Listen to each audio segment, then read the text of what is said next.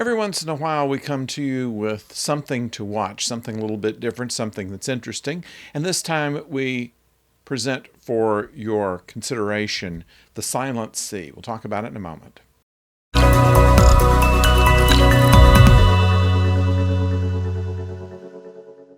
Hello out there, I'm the oldest nerd, and The Silent Sea is on HBO Plus right now. It is a series that began in December of 2021, and I have seen about the first 6 episodes or so of it, and it is something that is pretty compelling.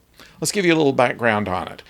The Earth is a desert. It has been through years and years of drought in the reality of this series, and water is carefully rationed. In fact, there are people who are entitled to more than others, and there is some suggestion that this is not really very equitable, but does kind of smack of a class system. Our main character, Dr. Sung, has a gold card, which is the highest allowance for water in this society. And the reason that she has it is because she had a sister who was on a doomed moon mission during a stay in a moon laboratory. There was a radiation leak that caused the death of everyone there. The laboratory was shut down and the moon base was abandoned, and we find the plot starting as the government wants to find out more about some research that was going on there, and Dr. Sung, being an astrobiologist, is an expert on biological samples that were collected there, and also perhaps would be easy to talk into going on a dangerous mission here so that she might find out more about the fate of her sister.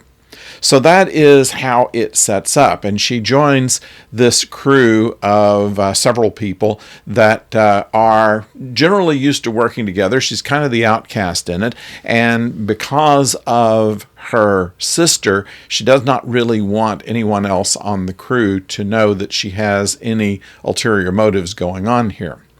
So she has become kind of separate and more aloof from the rest of a generally jovial crew. So this crew is put together to collect a biological sample if it exists there, and they are to search the abandoned lab on the moon base and find the samples, then return them to Earth. And that's where things start going upside down. There is a flight that is not without incident, and also there are some unexpected things once they get to the moon base. Like, for instance, the absence of any real dangerous radiation, and the people who have died don't seem to have any kind of reasons to have died. And so this becomes more of an investigation into what happened to them. They lose communications with Earth and therefore are very much on their own and not sure of their ability to get back. So that is where we're set right now, and what we find through the progression of the episodes is that the government was lying to them, and what this lie is and for what reason is one of the mysteries in this.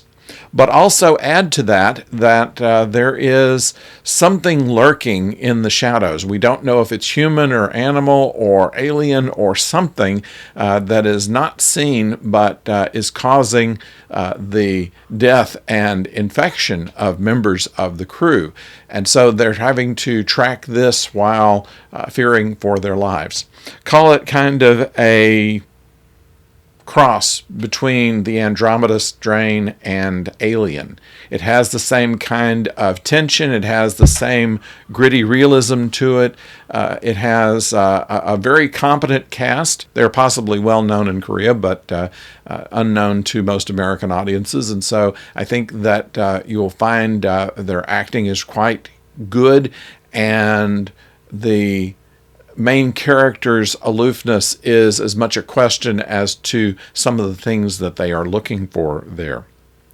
So if this sounds interesting to you, I recommend this to you as something to watch as we start seeing the end of the Orville coming up, and we're waiting for the next live-action Star Trek and other things. There are at least 8 episodes in this season. There may be more coming up, and we expect it to go into future seasons.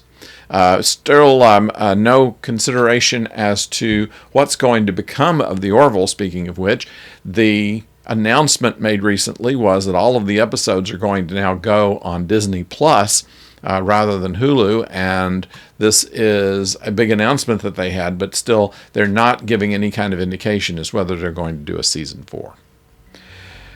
So that's what we have right now, and we recommend to you Silent Sea. It's on HBO Plus. It is a Korean-made series and worth your time. So please subscribe to the channel and let us know what you think about this and anything else by putting your comments below. We'll try to answer as many of them as we can, as always. So until next time, don't go far.